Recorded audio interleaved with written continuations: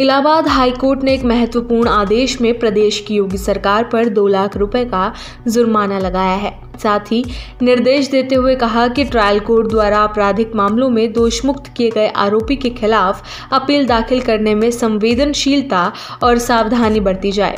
Court ने स्पष्ट किया कि दोष मुक्ति के खिलाफ अपील दाखिल करने के लिए तथ्यात्मक और अनिवार्य कारण होना चाहिए। अगर अपील दाखिल करने के लिए कोई ठोस आधार नहीं है तो महज औपचारिकता के तौर पर की गई अपील को अदालत अस्वीकार कर सकती है। यह आदेश न्यायमूर्ति सिद्धार्थ और न्यायमूर्ति अवनीश सक्सेना की खंडपीठ ने बुलंदशहर निवासी धीरेन्द्र कुमार के मामले की सुनवाई करते हुए दिया।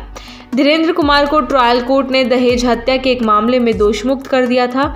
इसके खिलाफ उत्तर प्रदेश सरकार ने इलाहाबाद हाई कोर्ट में अपील दाखिल की थी, जिसे खारिज कर दिया गया है।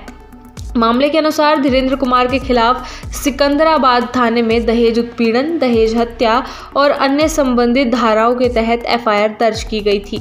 आरोप था कि उसने दहेज की मांग को लेकर अपनी पत्नी पिंकी को इतना प्रताड़ित किया कि उसने आत्महत्या कर ली।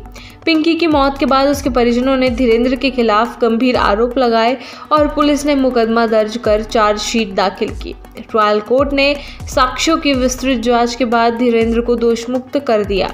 राज्य सरकार ने इस फैसले के खिलाफ हाई कोर्ट में अपील दायर की। सरकारी वकील का कहना था कि ट्रायल कोर्ट ने अभियोजन पक्ष की ओर से दिए गए सबूतों का उचित मूल्यांकन नहीं किया और आरोपी को अनुचित तरीके से बरी कर दिया। उनका दावा था कि अभियोजन ने आरोपी का दोष संदेह से परे साबित कर दिया था और मजबूत साक्ष्य अदालत के समक्ष पेश किए गए थे। दूसरी ओर आरोपी धीरेन्द्र कुमार की ओर से अधिवक्ता प्रणवेश और सौरभ केशरवानी ने पक्ष रखते हुए कहा कि ट्रायल कोर्ट ने सभी सबूतों का गहराई से जांच कर सही फैसला लिया है।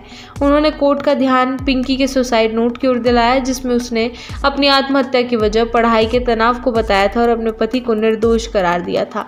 अधिवक्ताओं ने यह भी बताया कि सुसाइड नोट पूरी तरह से सत्यापित था और एफएसएल रिपोर्ट में मृतका के लिखावट की पुष्टि भी हो चुकी है।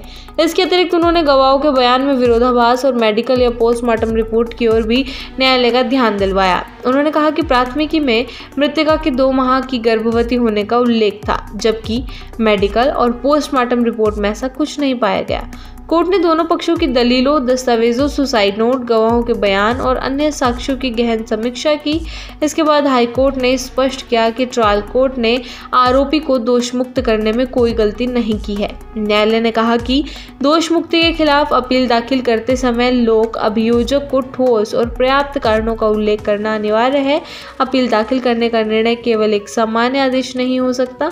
इसके लिए अच्छे और पर्याप्त आधार, बहुत मजबूत परिस्थितियां और स्पष्ट रूप से दिखाई देने वाली न्यायिक गलतियां जरूरी है।